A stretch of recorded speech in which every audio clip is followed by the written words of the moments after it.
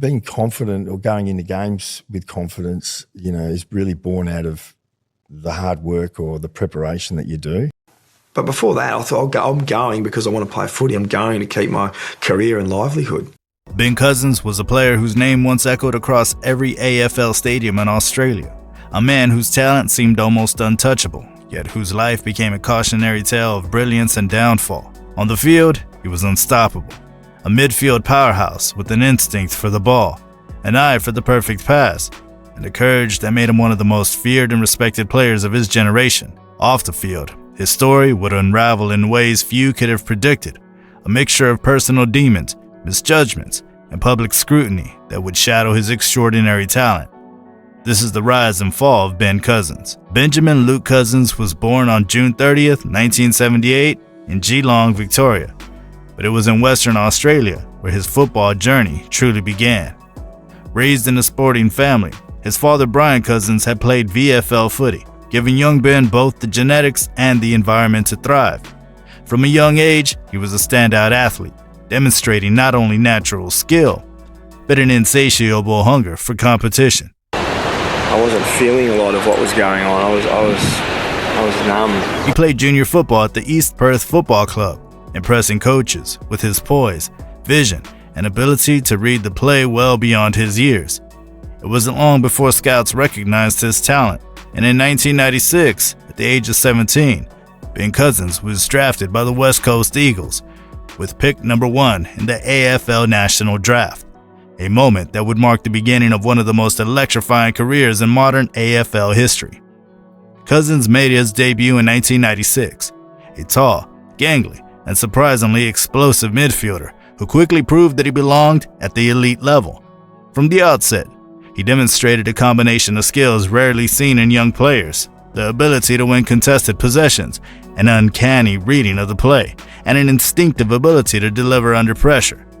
Even in his rookie season, he turned heads. Better runners than me, and even my brother he was 2 years younger than me. He was a better. And by 1997, he had cemented himself as a permanent fixture in the Eagles' midfield. As the late 1990s unfolded, Cousins' career skyrocketed. He became the heart and engine of West Coast's midfield, an on-ball player capable of dominating games and influencing outcomes single-handedly. His dedication to training, his ferocity in contest, and his consistency made him not just a star, but a leader in the making.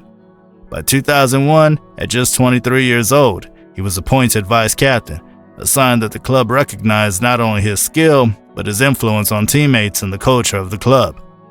Cousins' peak years were defined by his sheer dominance. In 2005, he won the Brownlow Medal, awarded to the AFL's best and fairest player, an accolade that confirmed what fans and analysis already knew. I was a heavy drug taker, but I was also a highly functional drug. Ben Cousins was at the absolute pinnacle of the game. That same year, he also won the Lee Matthews Trophy as the league's most valuable player, further cementing his reputation as one of the greatest midfielders of his generation. His performances were electric, combining creativity, power, and vision in a way that made him almost untouchable. In every game, he was at the center of the action, capable both scoring and setting up goals, of lifting his team when the chips were down, and intimidating opponents simply by his presence. But even at the height of his career, there were early signs that Cousins' off-field life could become problematic. He was known for his charisma and charm, qualities that made him a media favorite and a sought-after figure off the field, but they also exposed him to nightlife, partying, and decisions that would later come under scrutiny.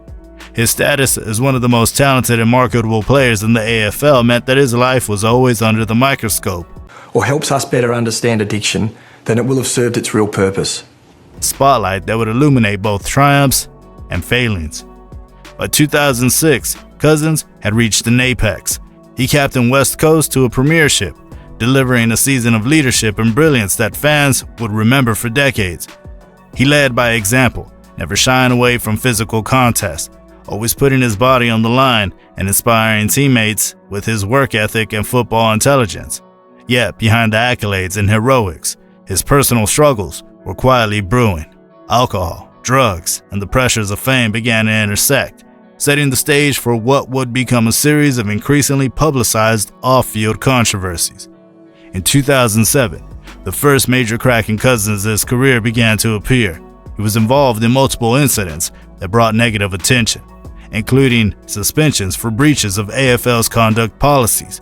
The once celebrated leader of West Coast was now under scrutiny. Whatsoever. I know he hadn't played any football for a long time, but the guy is just a natural. And by mid-2007, the club made the difficult decision to sack him.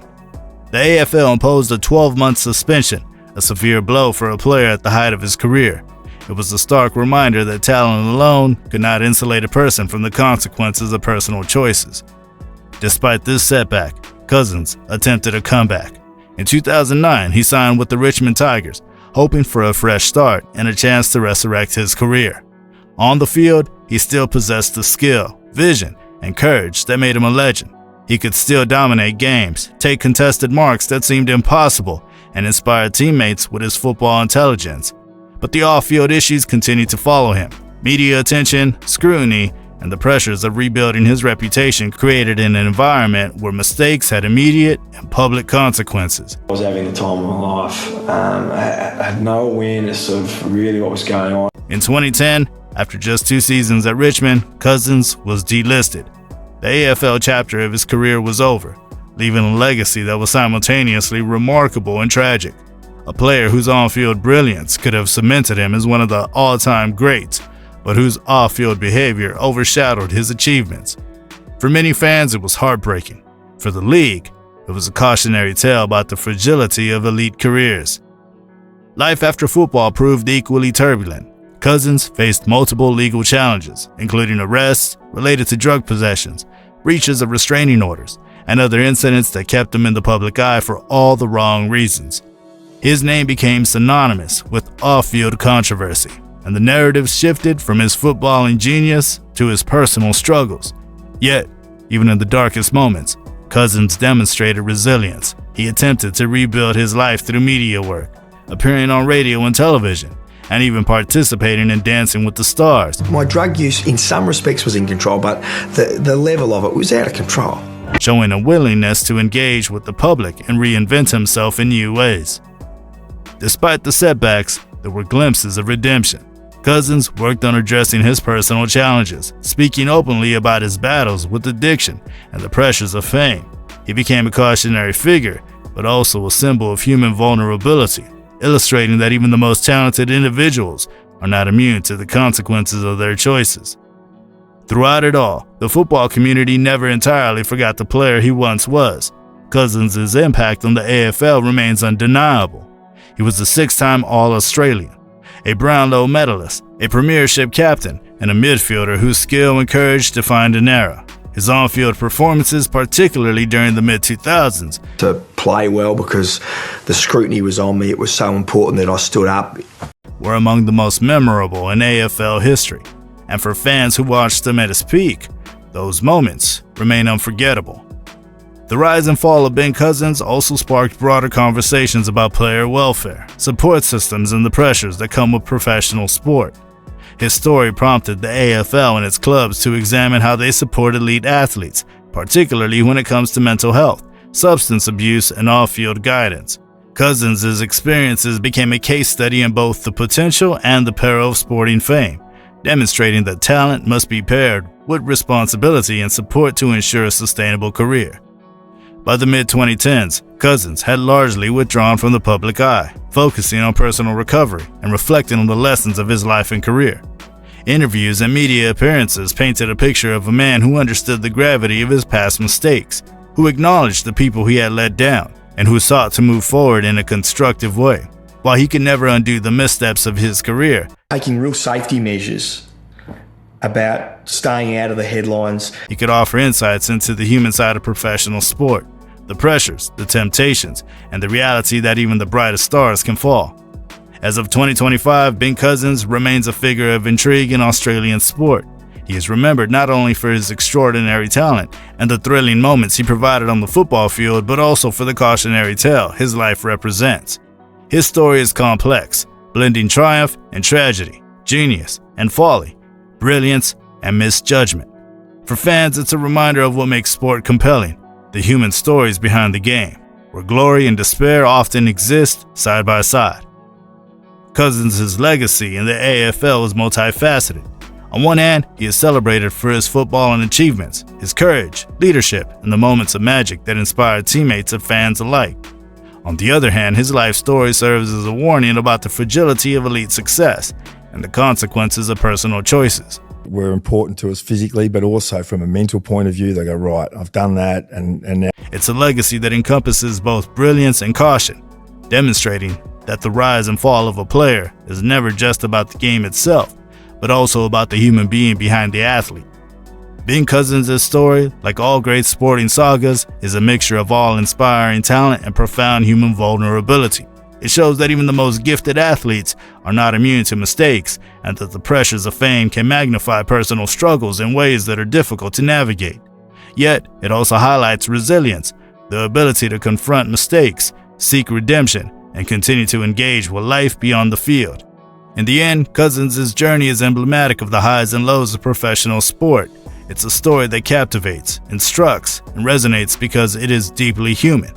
From his extraordinary rise as a young prodigy to his peak as a premiership winning, Brownlow Medalist superstar, and throughout his fall into controversy and personal struggle, the arc of his life reflects both the glory and the peril of elite sport. It reminds fans that behind every statistic, every goal, and every highlight reel, there's a person with strengths, flaws, and the potential to both inspire and falter. The rise and fall of Ben Cousins remains one of the most compelling narratives in AFL history. It's a tale of extraordinary talent tampered by human frailty, of achievement and downfall intertwined into single life. It stands as a testament to the complexities of fame, the pressures of elite competition, and the enduring capacity for resilience, reflection, and perhaps redemption. For all who witnessed his career, Cousins will always be remembered as a player who could do things on the field that few others could, and as a man whose life off the field serves as a reminder that the greatest battles are often not played on the oval, but within ourselves.